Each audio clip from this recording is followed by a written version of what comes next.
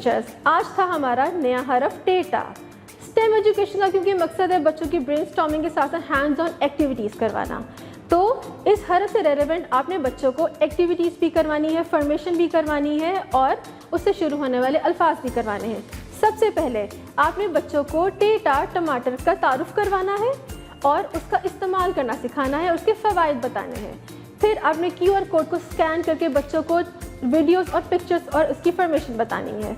और फिर उसके अलावा प्ले डो की मदद से आपने टमाटर को पहले खुद बनाना है, डेमो देना है, उसके बाद बच्चों से प्रैक्टिस करवानी है। बच्चे खुद प्ले डो की मदद से टमाटर बनाएंगे।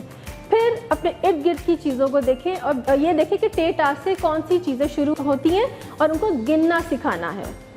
फिर उसके अलावा आपने बच्चों को प्री राइटिंग स्किल्स में टेटा की फॉर्मेशन यानी लिखना सिखाना है। सबसे पहले तो बच्चों को हवा में लिखना सिखाएं, फिर बच्चों को आपने सैंड ट्रे की मदद से आपने टेटा की प्रैक्टिस करवानी, मश्क करवानी है। फिर आपने वाइट बोर्ड का भी इस्तेमाल करना है। वाइट बोर्ड पे बच्चे बहुत ही इंटरेस्टिंग वे में लिखना सीखते हैं।